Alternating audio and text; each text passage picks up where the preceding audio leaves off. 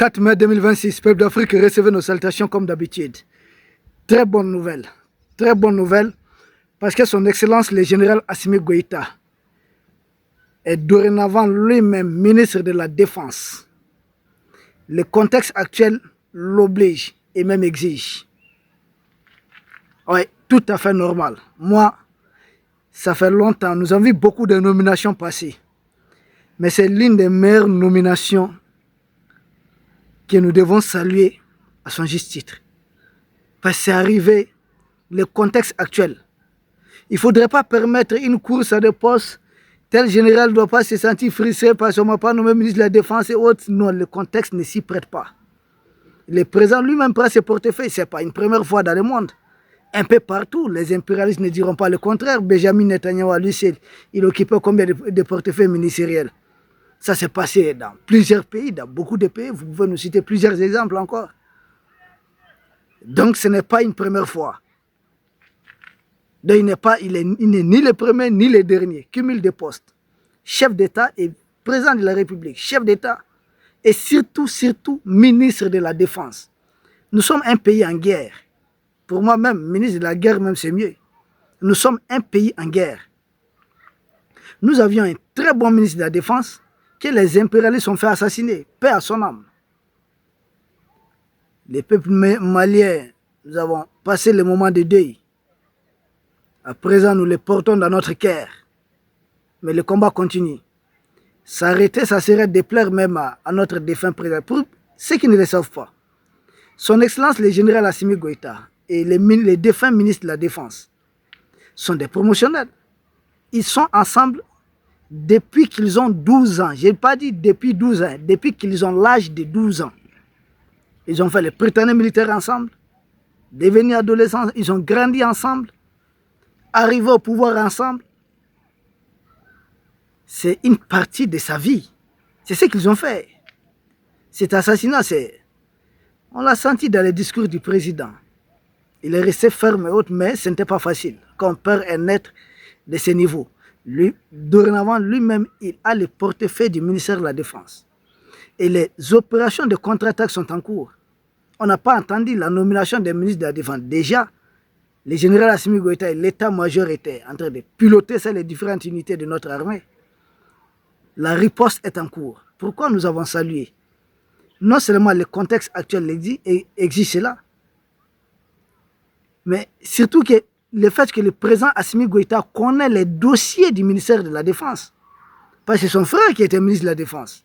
Quand je dis son frère, comprenez. Ils ont fait beaucoup de choses ensemble. Ils sont tous ensemble. Ils se connaissent très bien. Ils savent ce qu'ils font. Ils décident de toutes ces choses-là ensemble. Jusqu'au moindre détail. Donc il est au parfum du dossier. Donc mieux vaut mettre à la place quelqu'un, ça dit, assurer une continuité. Là, nous sommes inscrits dans le cadre d'une continuité. Ils travaillent déjà ensemble. Ils validaient des choses ensemble. Les missions étaient décidées ensemble. Ils ont assassiné le ministre de la Défense. Donc le général Assimi Goïta, connaissant déjà les dossiers, pour moi, il est au bon endroit. Voilà. C'est triste ce qui arrive à notre ministre de la Défense, mais on ne pouvait pas avoir mieux. Et encore, pourquoi j'ai dit que c'est une nomination que nous saluons? Beaucoup de gens vont s'inquiéter. Ah, mais là, son Excellence, le président Assimi risque d'être exposé. Il sera tout en mouvement dans les voyages et autres. Non, détrompez-vous. Il y a un ministre délégué qui a été nommé. Vous savez qui est ce ministre délégué? L'actuel chef d'état-major général des armées. Le général de division Oumarou Diarra. C'est lui qui est nommé ministre délégué auprès du ministre de la Défense. Il aurait un décret qui doit définir ses responsabilités, ses prérogatives. Mais d'ores et déjà, nous savons que c'est lui qui doit être en mouvement, c'est lui qui sera sur le terrain. Il est déjà un homme de terrain, c'est lui le chef d'état-major. Lui aussi, il connaît parfaitement les dossiers. Donc, il devient ministre délégué pour aller faire le va-et-vient entre la présidence et puis l'état-major. Puisque les techniciens au niveau de l'état-major, généralement, les techniciens, ce sont les chefs d'état-major adjoints aussi. Et là, nous avons Élisée Jean Dao, un homme qui, depuis sa nomination, a fait ses preuves. De l'actuel chef d'État Major devient ministre délégué. Il connaît les besoins de l'armée, comme notre défunt ministre. Donc, il sait ce de quoi nous avons besoin. Et puis, quels soient les chefs d'État, les chefs d'état-major savent à quel niveau de coopération nous sommes avec les partenaires. Oui, savent très bien à quel niveau de coopération nous sommes avec nos partenaires. Ce n'est caché de personne.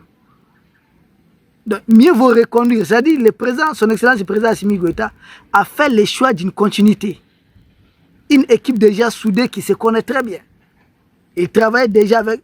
C'est le ministre de la Défense, les chefs d'état-major, les chefs d'État, sans doute les patrons des services de renseignement, qui décident des dossiers brûlants au niveau de la défense, de la sécurité du pays.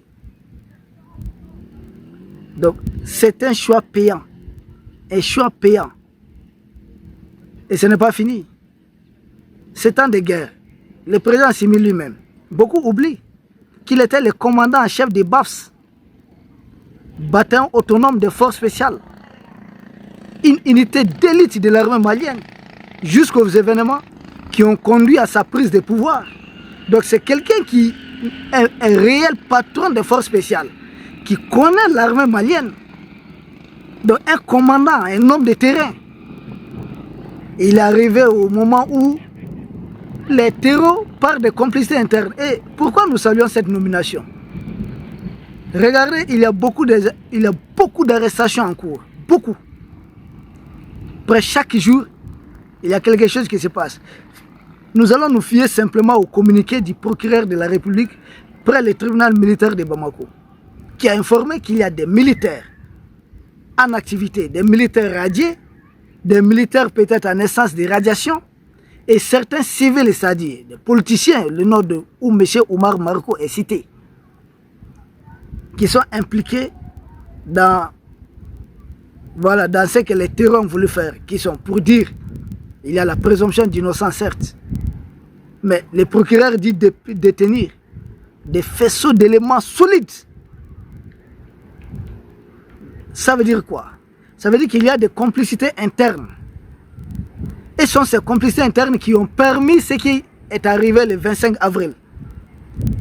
Donc, vouloir aujourd'hui, il ne faut pas courir le risque de confier le ministère de la Défense à quelqu'un peut-être qui est dans les jets. C'est pourquoi je dis, pour moi, c'est la meilleure des nominations. On est en train d'élucider la situation. Tout arrive au bon moment. Donc, pour moi, c'est une nomination qu'il faudrait saluer à sa juste valeur. Nous accompagnons d'ailleurs, nous encourageons son excellence, le chef d'État, pour cette très bonne décision et cette sage décision. Peuple d'Afrique. Donc, une nomination à point nommé, un ancien patron de forces spéciales, devenu ministre de la Défense, la récréation est terminée. La récréation est terminée. Et si nous avions insisté, que nous avons beaucoup apprécié cette nomination, c'est surtout parce que, vous savez, depuis la disparition de notre ministre de la Défense, il y avait beaucoup d'inquiétudes ici. Parce qu'il ne faudrait pas que, voilà, pour un seul poste, que l'armée soit fragilisée, que les gens se retrouvent un peu divisés. Nous saluons tous nos voyants généraux. On voyait déjà plusieurs photos publiées hautes. Ça pouvait être qui? Tel ou tel autre. Si ce n'était pas ces derniers, ça allait aboutir à quoi? Si tel est le cas, il faut mettre fin à cette histoire de postes hautes. Pour moi, c'est la meilleure. On peut avoir beaucoup de ministres de la Défense, des meilleurs ministres de la Défense au Mali. Mais aujourd'hui, pour moi, il faut faciliter certaines choses. Le président lui-même, il a le portefeuille, on ordonne rapidement. Les chefs d'état-major, il est ministre de la déléguée, aux côtés du président, on décide rapidement, on avance, on traque les terreaux. Nous devons éviter toute lourdeur. Au lieu de passer par 4 chemins hautes là, nous devons éviter toute lourdeur. Et je pense que c'est une nomination qui arrive à point nommé. Une chose qu'il faudrait saluer, qu'il faudrait accompagner. Et nous ne pouvons souhaiter que bonne chance et surtout plein de succès à cette nouvelle équipe qui est en train de, voilà, de se mettre en place petit à petit. Déjà une équipe qui était déjà en activité. J'ai dit c'est une continuité. Mais peut-être on renouvelle un peu l'énergie. Bref, on juge les maçons au pied du mur. Le président Assimi Goïta tient le portefeuille du ministère de la Défense. Si la jeune française, en complotant pour assassiner notre ministre de la Défense, pensait affaiblir notre appareil d'État de l'intérieur, au contraire, ils ont redynamisé les choses parce que non seulement nous nous sommes fédérés, réunis autour de ce qui est arrivé, tristement contre notre ministre de la Défense, et dorénavant nous savons pourquoi ils sont en train de vouloir éliminer nos dirigeants. Nous savons parler d'une même voix. Peuple d'Afrique, nous vous remercions. Et nous espérons vous retrouver demain pour un autre sujet au sommet de l'actualité. Merci.